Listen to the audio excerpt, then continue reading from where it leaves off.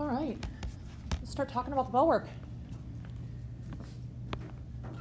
What am I looking for to know whether or not a graph is a function? How do I know if a graph is a function? What do I need it to do?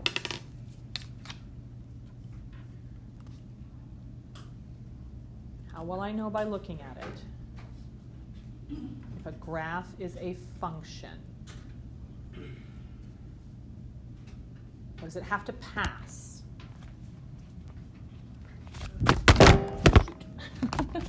I'm sorry, you were saying? So what I need, I'm going to take a vertical line. I'm imagining that this is a tiny little thin piece of string. I'm going to take it back and forth across my graph. I'm going to imagine that I can only see one of these lines at a time. That's the only thing on the graph. Let's start with this diagonal one, line U. If I take a vertical line back and forth across just line U, will it cross this line in more than one spot at a time? No. So it passes. That is a function. What about this other diagonal line? Would it pass? Yes. What about my horizontal line, line S? If I take a vertical line back and forth over that, will it cross in more than one spot at a time? No. So all of those are functions. What about line T? If the only thing I could see up here was line T, is my vertical line touching line T at all here? What about here? Here. In only one spot? Or is it covering up the whole line?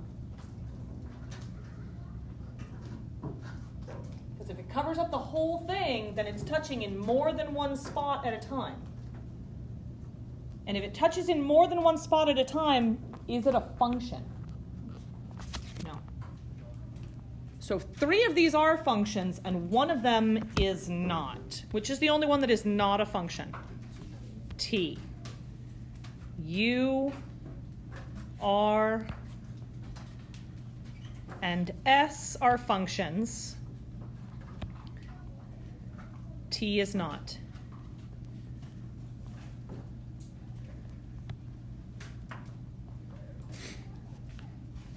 All right, for number 2, we want the coordinates, the ordered pairs, the X and the Y that go together for these 3 points that are on line R.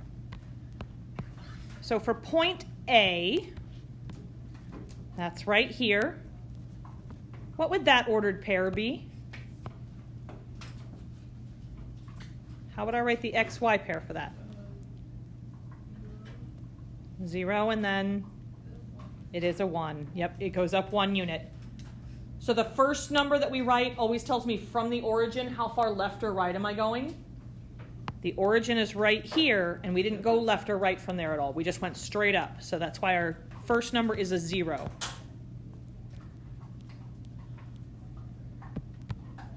B is the next one that we want to put on here.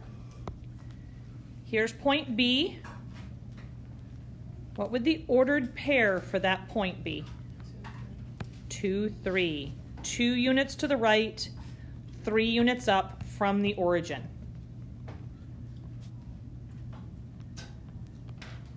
And then for point C, what would the ordered pair be there? 5 and 6. You are correct. This is kind of hard to see from where you guys are, I know. 5, 6. Question number 3. We wanted to find the slope of lines S and T. What is slope again? Or how do you find it? Tell me anything you remember about slope. Rise over run. Slope is rise over run. So slope is always going to be a fraction or a ratio. What if I'm looking at an equation and they give me a whole number? How can I take a whole number and turn it into a fraction or a ratio? Put it over 1. So I can always take any slope and describe it as a ratio, rise over run. Rise, this is the change in my y values. That little triangle we read as change in. My run is the change in my x's.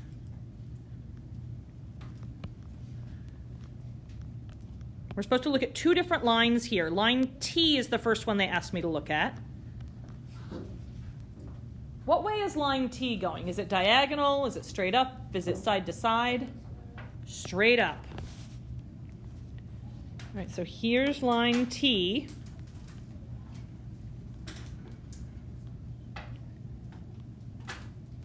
When I look at this in terms of rise over run, or change in x divided by change in y, are we going up or down at all? Yeah, we're going up. Or I could go down because there is an arrow at the bottom, right? Do we go to the left or the right at all to get to the next point? No. So is there any change in my x's? No. So I would have whatever my change in the y is, but divided by 0. No change in the x's.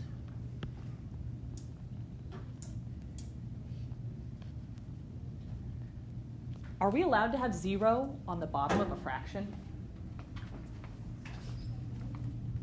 Grab your calculators, try it. Put a number in and divide it by 0.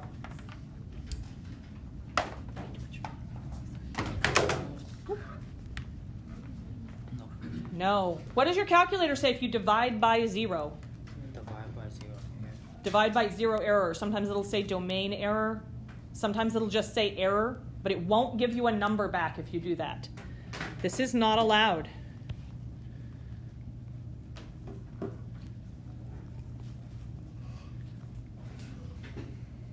Zero cannot be in the denominator. If 0 is in the denominator, if we have a vertical line like line T, we would say that its slope is undefined. We can't find it. Undefined.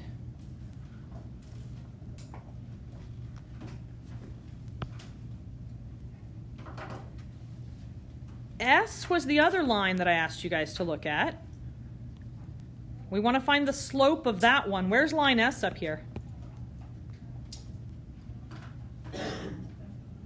Yeah, this one's going from left to right. Here's my line S. Slope is still change in y's. If I'm moving just from left to right, are the y values changing? No. So there is no change in my y values. Would there be changes in my x values if I'm going from left to right? Are the x's changing for those different ordered pairs? Yes. Is 0 allowed to be in the numerator? Try it on your calculator for me. Put 0 and then divide it by and make up a number. 0 divided by 7, 0 divided by 12, 0 divided by 2. It's 0. Your calculator gives you a number back for that. It doesn't give you an error back. It gives you a number. This is allowed. 0 can be on top, but it is not allowed to be on bottom. And it simplifies to just 0. The way I always remember this as far as where 0 is allowed to be, when we have fractions, that means I took something and cut it into parts. Like I can give you half of my candy bar, right? If I cut my candy bar into 2 pieces, could you make the choice that you don't want either piece and so you have 0 pieces of my 2 parts of my candy bar? Is that possible? Yeah. If I don't have a candy bar, can you have any pieces of it? That's not possible. If I don't have anything that's cut into parts, that's undefined. You can choose not to take pieces of something that I've got. All right. We're going to watch a rather short video. We're going to be graphing today. And in your books, we're going to be on pages 39 and 40. So if you want to open up your books to pages 39, and then when we get a little bit further on, we'll flip over to page 40. But we'll start on page, excuse me, page 39.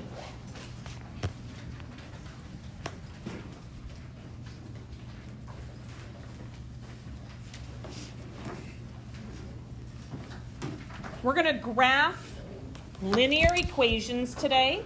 So we're going to be graphing lines. Everybody should have a straight edge in front of them so that when we go to graph the line, you guys can get a nice straight line.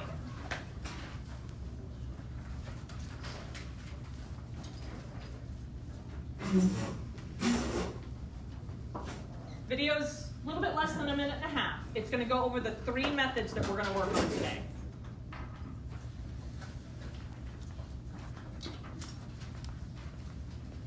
There are several methods of graphing linear functions.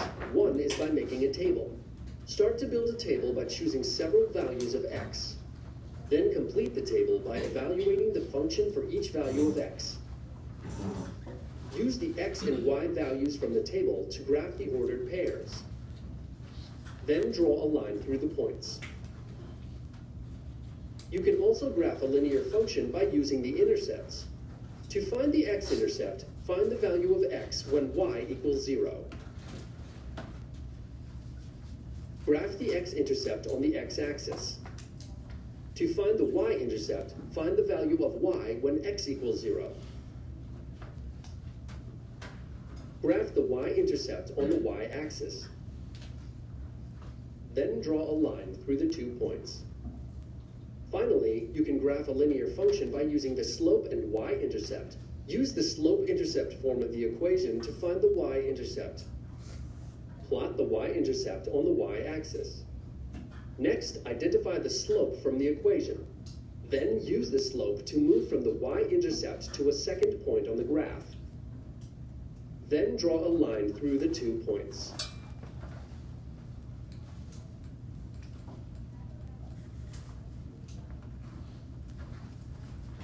All right. So we're going to start off with graphing using a table.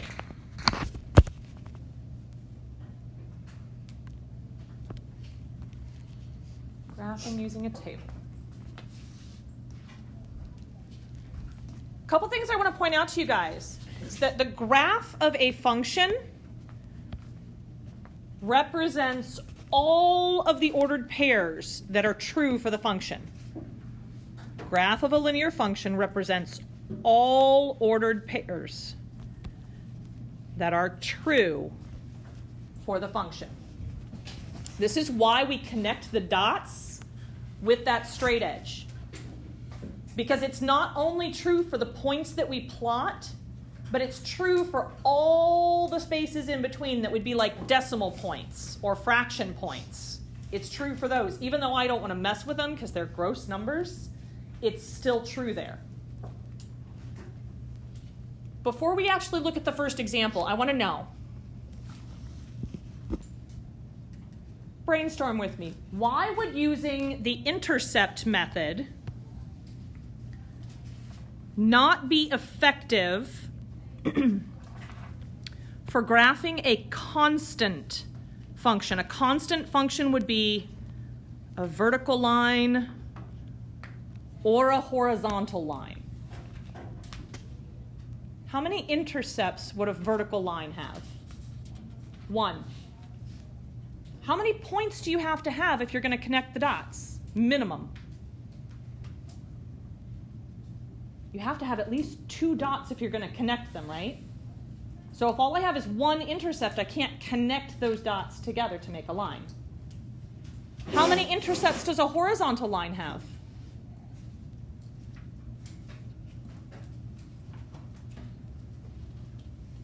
How many intercepts does a horizontal line have? Just 1. It's only going to go through my y-axis. But I need how many dots to make a line?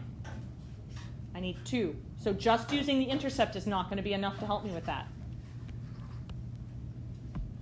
Why might this not be a good method for a line that passes through the origin?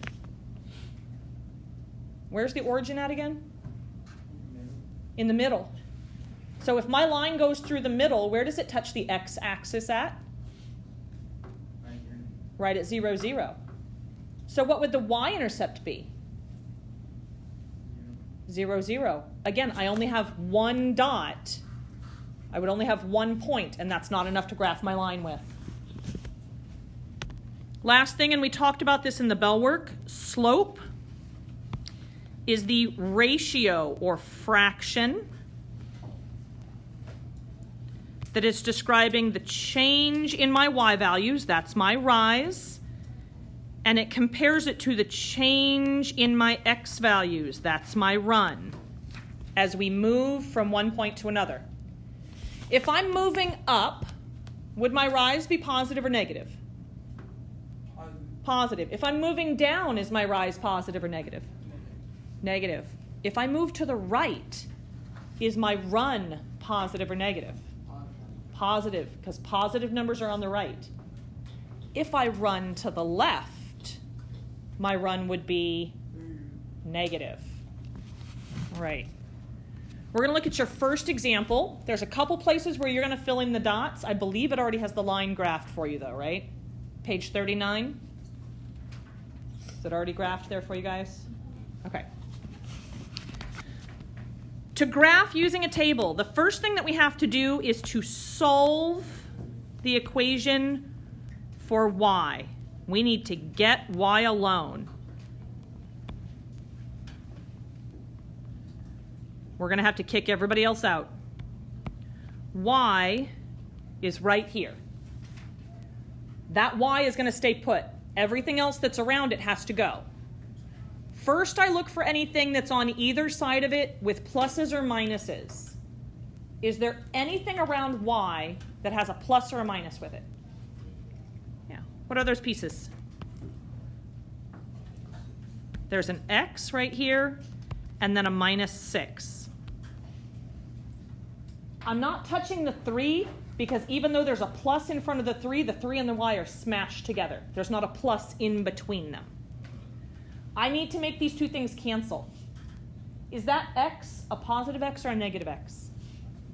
Positive x.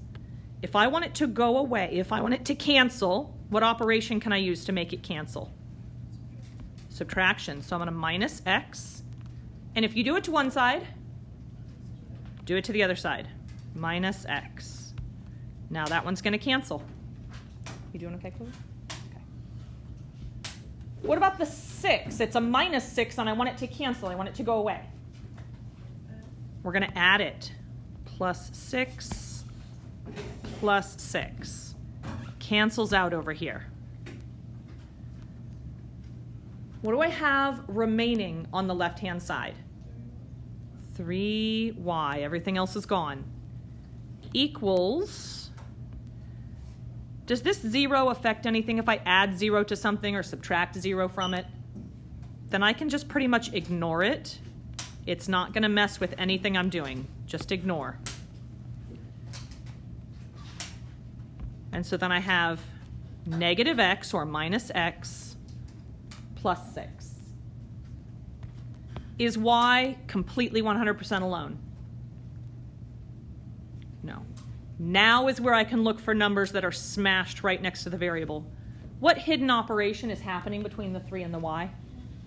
Multiplication. So how will we get it to cancel? By using division. If you do it to one side, do it to the other side.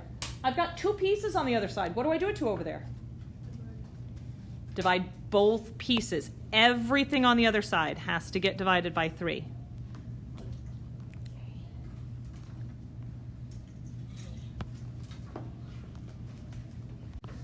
So I have y equals, there's a little invisible number up here with the x. It's not just negative, it's negative what?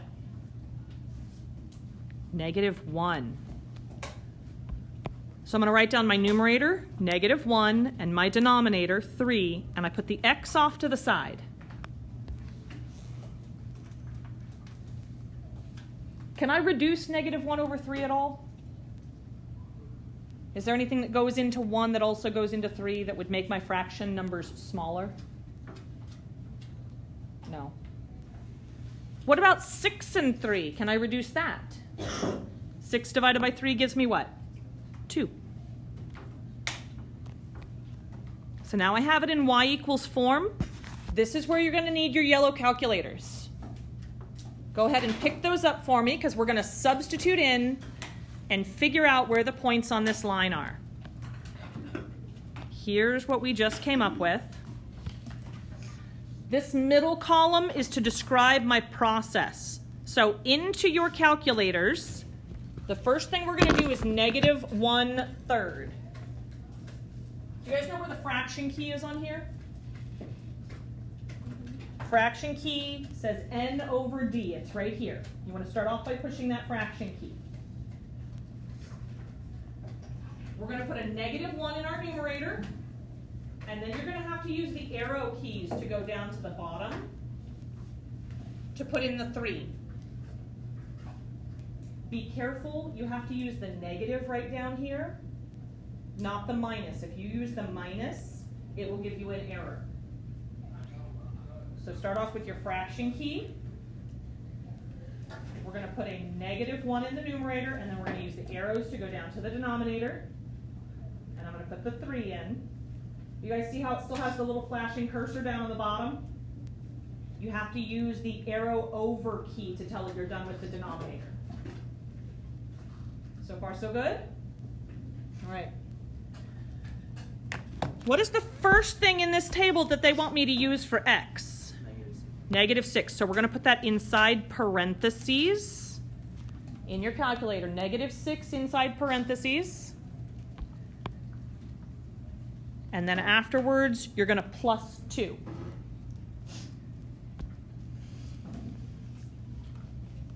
What do you get if you hit enter now? 4. So you're going to use the down arrow button right here. I want you guys to use that same process. You're going to type the same thing in over and over, except what you put in the parentheses in the place of x is going to change.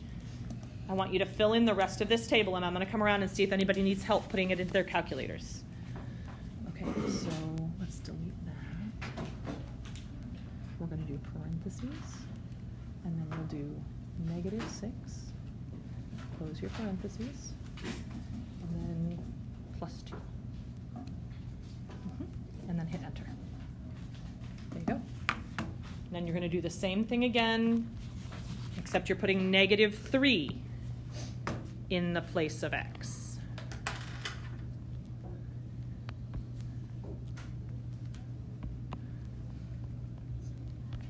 I want you guys to finish filling in this table with these values.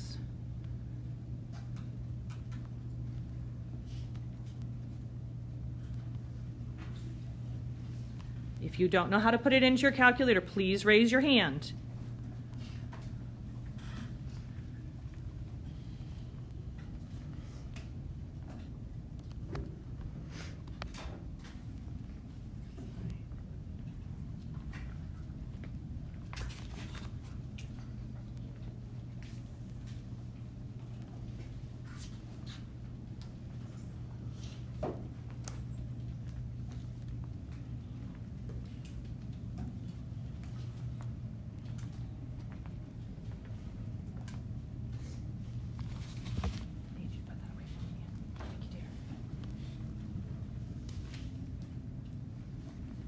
When you substitute -3 in for the second value in the table, and you hit enter, what do you get back?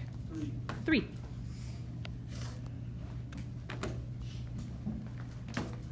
I like this next one a lot. Why? And it's going to be 0. It's going to be 0 from the multiplication, but then after I substitute in the 0 and I multiply, what do I do at the end? Plus 2. So I have 0 plus 2. So I get 2. What about the next to last one? 1. And the very bottom one, 0. Understanding that that's as far as your book is having you go on this because they plotted the points, I want to revisit how to plot points here, just to make sure that everybody's on the same page because it's been a long summer. How do I go plot -6, 4? How do I find that spot? Yes, sir. To the right 6, up 4. To the right 6 and up 4? Yeah, up to 4, up to 4. I'm up here because that's 4. Oh, never mind. That's the negative 6. -6. So I'm going to go from the origin, we're going to go over to the -6 and then up to the +4. So right here. No, you're good. I did the same thing earlier in 4th period, so don't feel bad. What about -3, 3? Where do I start from? Do I start from where I just left off? No, I go back to where? Always go back to 0, 0. And then tell me how I'm moving. 3 to the left and up 3. With the way they have this numbered, that means it's going to put me smack dab in the middle of that box. What about 0, 2? Up 2. I don't go left or right at all.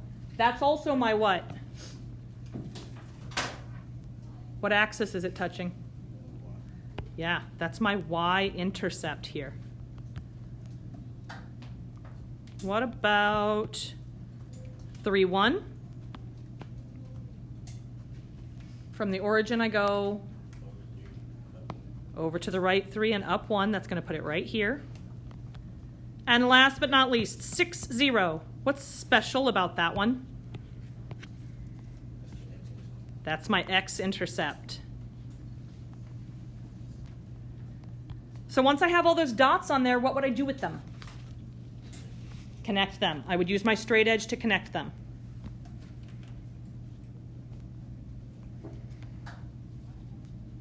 See if I can do that here. Would I need arrows on the ends of this? Would it keep going? Could I keep finding and plotting points if I wanted to? Yes, so I would put arrows on this. I'm curious before we look at another example. These numbers that were picked out for the x's, -6, -3, 0, 3, 6, when you're graphing by making a table, you get to pick out what those are. You get to decide on the x's. Can anybody see why we might have chosen these numbers instead of numbers like 1 and 2? What were we doing to each of our x's when you were putting it into the calculator?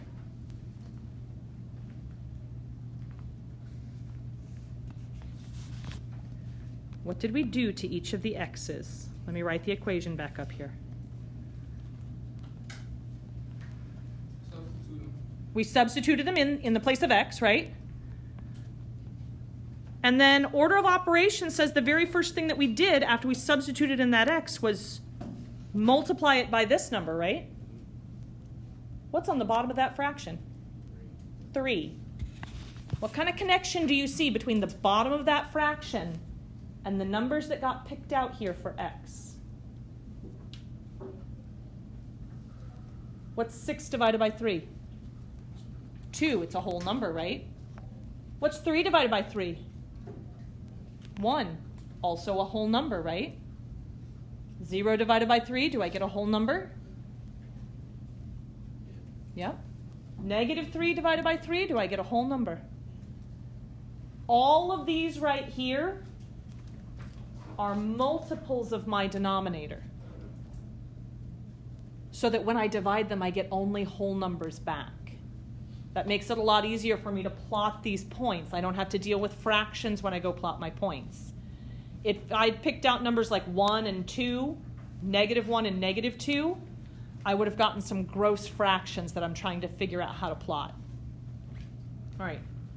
Next example that I have for you guys is not in your books, but you are going to want your calculators. I want you to do this along with me. It's not in your books. It's only on my screen. Phones down, calculators up. I have this equation right here, and we're going to make a table for this one. But what's the first thing that I need to have happen? What's the first thing I need to do here? What do I want alone? Y. I'm going to get Y alone. So what are the other pieces that are being separated with pluses and minuses that I want to get rid of first? I heard X. What else do I want to get rid of? The -7. How can I make the X cancel? Subtract it. Minus X. Let me put in my little fence here. Remember, this one is not in your book.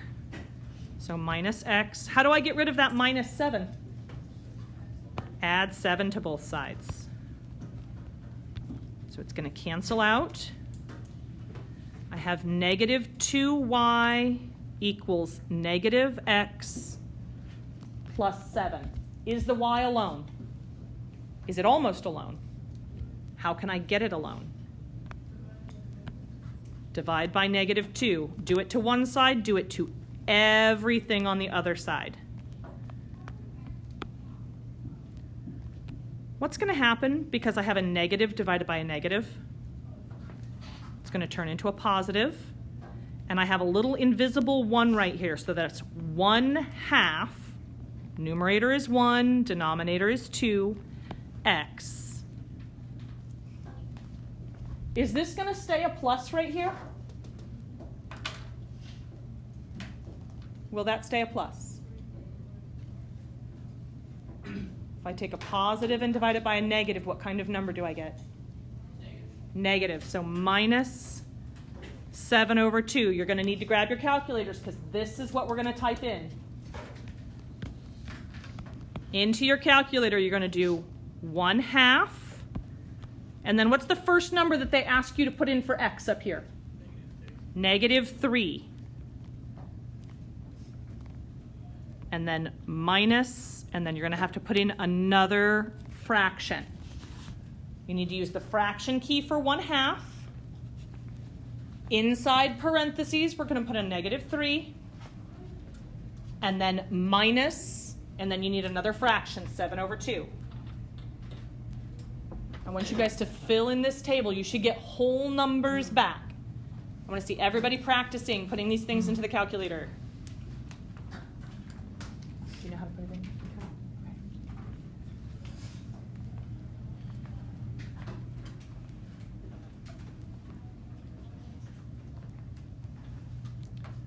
Let's see, 1, 2, 3, 4, 5, 6.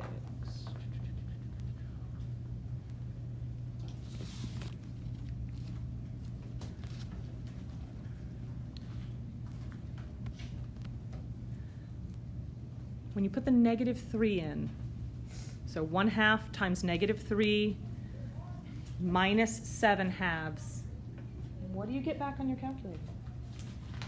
-5. So the first point that I would plot would be -3, -5. Right down here. What are we substituting in the next one? We're putting in -1 this time.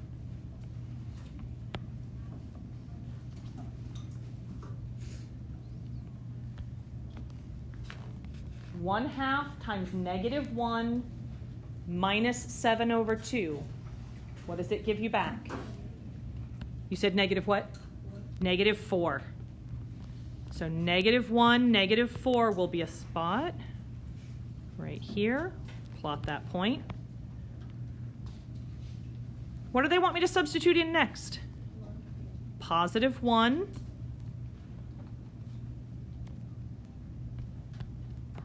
What do we get back for y this time?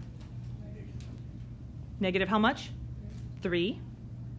So I have a point at +1, -3, right about here. Does anybody think they see a pattern happening? What do you think the next one's going to be? -2. So at 3, -2. Take a guess. What do you think the next one is? -1. 5, -1. And there's my line.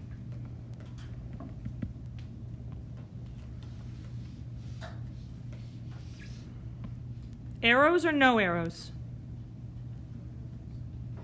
Arrows. If we could keep picking out numbers to put in for X and keep using those to find Y's, then we're going to put arrows on it. How do you guys feel about using the table? Give me a real quick thumbs up, in the middle, or down. How are we feeling about using a table? All right. Let's talk about graphing using intercepts. How many points do I need again if I'm going to use intercepts to plot? Have to have at least 2 points. For the X-intercept, it's on my x-axis, right? If I want to stay on my x-axis, do I go up or down at all? So I'm going to let the y part be 0. I'm going to substitute 0 in the place of y. We are in your books down at the bottom of the page. It's got part of the problem at the bottom of this page and the rest of it where we do the graphing on the top of the next page. So you'll have to turn the page when it comes time to graph. What is -2 times 0? 0. So I have 3x minus 0 equals -12. And I can just ignore this. Something minus 0, something plus 0, it doesn't change at all. 3x equals -12. So how do I get x all by itself now? Divide both sides by 3. What's -12 divided by 3? -4. So my x-intercept is -4. That's where it's going to touch my x-axis at. To find the y-intercept, y-intercept is where my line touches what? The y-axis. Do I go left or right at all if I'm going to stay on the y-axis? So I'm going to put 0 in the place of the x. Well, what's 3 times 0? 0. So I've got 0 minus 2y equals -12. Do you think this is important at all for me? The 0 part there? Nope. I could ignore that. So I'm going to have -2y equals -12. What would I do from here? Negative divided by negative gives me positive. Positive what? +6. This is where it touches my y-axis at. To do the actual graphing, you're going to have to turn the page. And we'll be up at the top of page 40.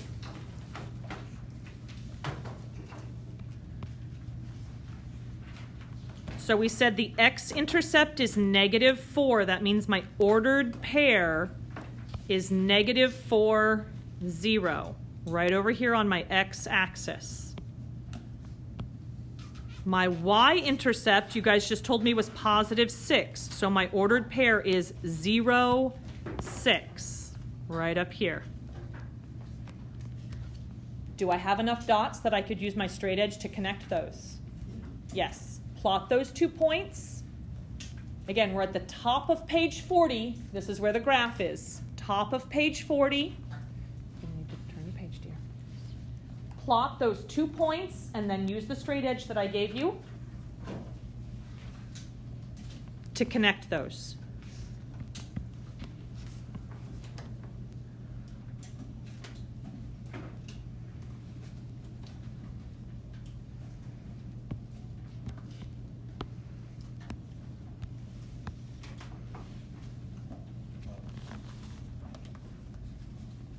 Plot your 2 points, connect the dots.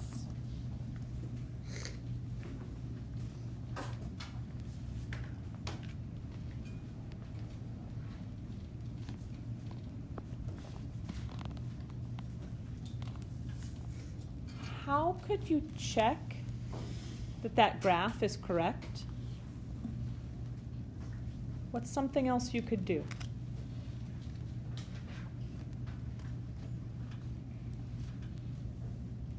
How do you know if you drew the right line?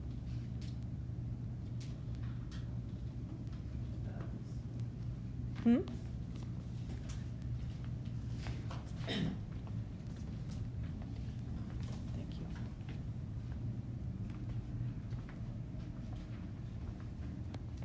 Chew on that for a little bit. We'll come back to that question. I want to know, how do we know if we're graphing the right line? Common mistake that I want to warn you guys about.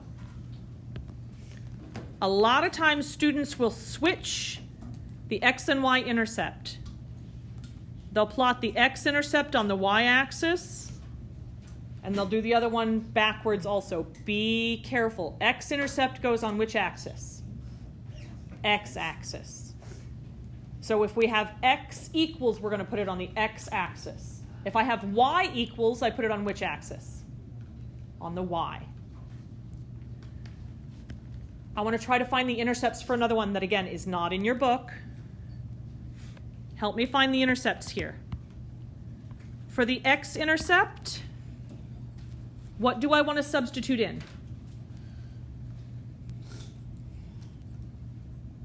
I have this equation up here. I'm going to substitute something in the place of Y. What number will I substitute in for Y? Think about, if I'm on the X-axis, I can go left and right, but I can't go up and down, not if I'm going to stay on the X-axis. So what am I going to put in for Y if I can't go up and down at all? 0. Y equals 0. So 9x minus 4, and then I'm going to put 0 in the place of Y, equals negative 36. What's 4 times 0? 0. So this just cancels out. I have 9x equals negative 36. Positive or negative? X is negative 4. So I'm going to go to negative 4 on the X-axis and put down a point. What about for my Y-intercept? How do I do that one similarly, but just a little different? What's going to be different about it? Do I still put 0 in for Y? Now I put 0 in for X. Because if I'm on the Y-axis, I don't go to the left or the right at all. So 9 times 0 minus 4y equals negative 36. What happens right here?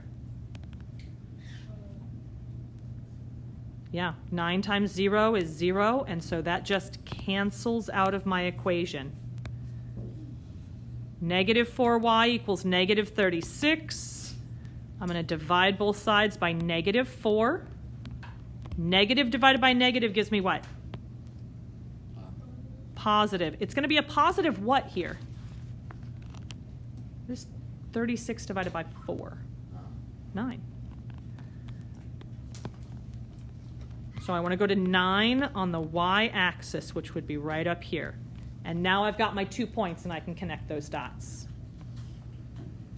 All right, last thing I want to talk about with you guys today is graphing using slope-intercept form. Does anybody remember what slope-intercept form is? Yes. Y equals mx plus b. This example is on page 40 in your books. M, my slope, is always going to be right next to the variable x when it's in this form. So I want you to look at this equation right here. What is my slope? What is m? What did you say? 3 over 2, yes. This is m.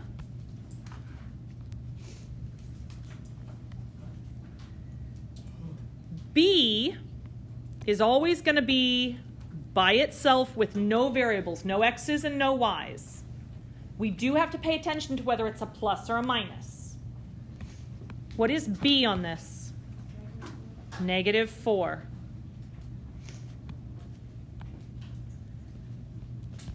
This is my y-intercept. So I'm going to go and plot that point on the y-axis at 0, -4. And that's the first point I'm going to plot. You want to plot that point on your graph. 0, -4, right here.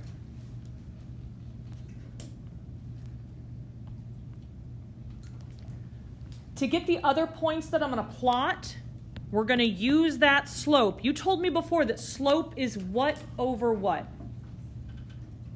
Rise over run.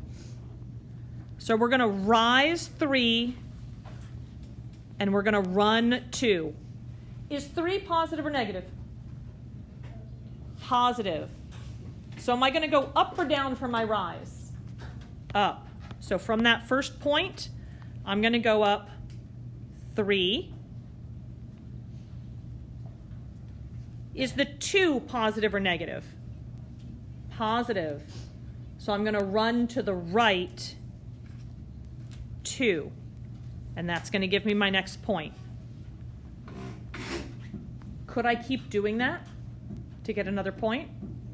Yep. I can go up 3 more. And to the right 2. And I can get another point. I can do as many points as I want using that pattern of rise over run.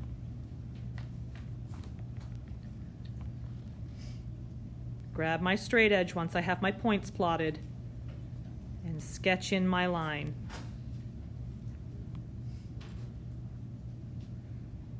Try to get it right there.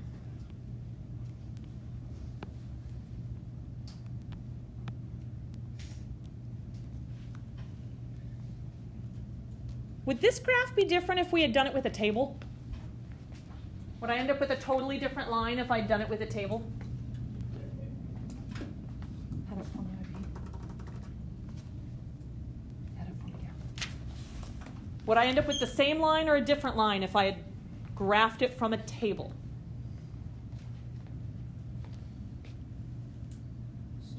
Same line. What about if I had graphed it using intercepts? Same or different line? Same line. It doesn't matter what method I use, I end up with the same line. So I'm going to go back to my question on the other one. How could I check if my line is correct?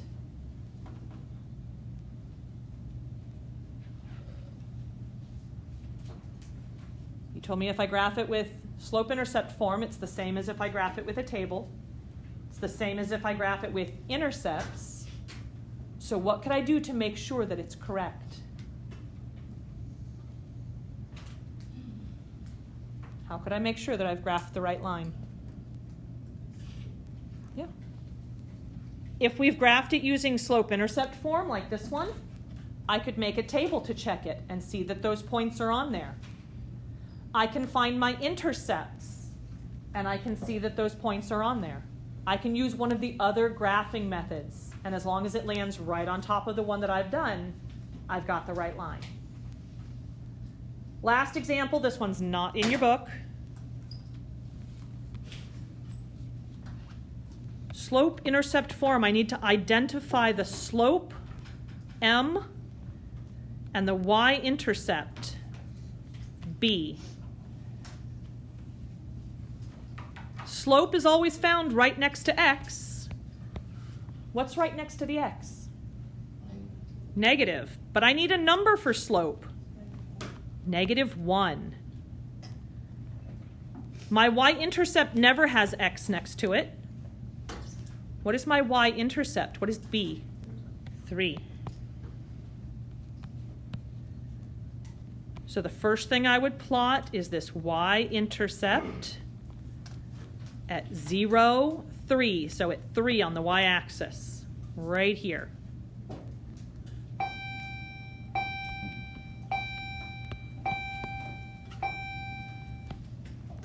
How do I use a whole number like -1 if I'm supposed to have rise over run? I can put it over what? Over 1. Now I have my rise and my run. What does it mean to have a rise of -1? It goes down 1 and to the right 1. Down 1, right 1. Down 1, right 1 for all those points. All right. You guys have homework over this, but it's not due until Wednesday.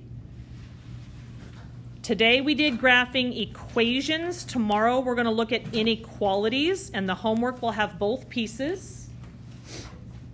You do have a homework that's due today. You guys remember we had a short one-day lesson on Friday? The 1-4 homework is due today. If you guys have any questions for me about any of the homeworks, let me know. But we have not covered everything that you need for the 1-5 yet.